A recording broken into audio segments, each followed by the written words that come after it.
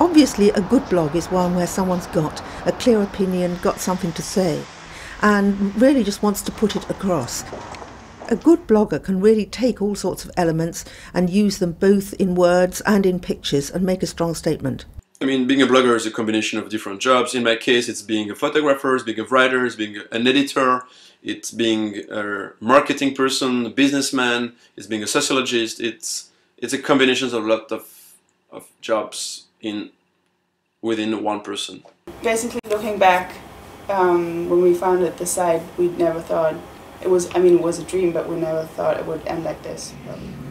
It was just something that I could do. Like I could just set up a blog myself and I could write about whatever I wanted. You know, it was just me doing my own thing, and I found that to be really liberating. I'm tremendously in favour of anything that's new and fresh in fashion. That's what it's all about.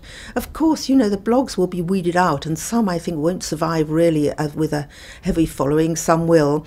The one thing that concerns me is that I don't think that some bloggers, I think in their innocence, they actually believe, some of them, that they are completely independent in what they say. But I've done quite a lot of work and tracking of how much intervention there is now and how bloggers are being fed stories. There's this whole thing called seeding, which means that you sow ideas, sow products.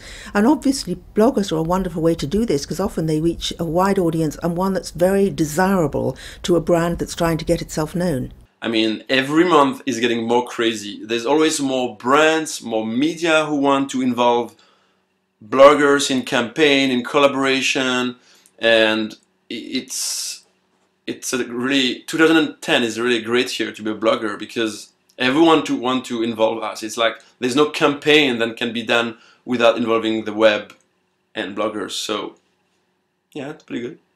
I think it's smart of companies to look to bloggers who are almost or universally young and a younger generation. We're addicted to this fast pace of publishing, use Twitter a lot, use Facebook a lot. So if this is the whole big blogosphere, I think you could count us in. All the creativity that's out there in the world, far beyond what we're seeing at the moment, is drawn in via the internet into the fashion world. I think that's terrific. It's like anybody can start a blog and anybody can, you know, write a post here and there, but not everybody can make a blog that gets like 1 million, 6 million, you know, visitors a month. To be honest, I don't feel threatened. If we just take the fashion world in general, it's a generational thing that a lot of the older people, the older generation, have never had that visceral excitement about the internet, and it's never been that part of their lives.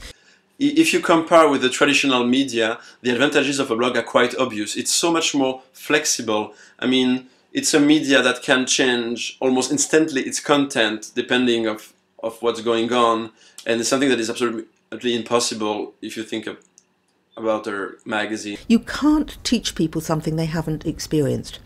Newspapers, to me, were lulled into a false sense of security after the first .com boom went bust. You can post about anything from like, oh, here's this cool button I found, to, you know, breaking news in the fashion industry. I think with big fashion brands, it's all about control. They have done so much over the years, and sometimes, you know, it's 100 years, to build up this whole image of themselves and being in control of everything, choosing the pages in the magazine where they're going to go, what they're going to be adjacent to, where they're going to put up their ads in a city, you know, micromanaging this. And then along comes Twitter, and all of a sudden somebody walks out of a, what should we say, a Louis Vuitton show and says, that show sucked, I hated it, and I've always hated Louis Vuitton. You know, just a completely banal, stupid comment. But that can go viral, and other people can answer this. You know, you can get up to 900,000 and suddenly you're faced with 3 million people saying negative things.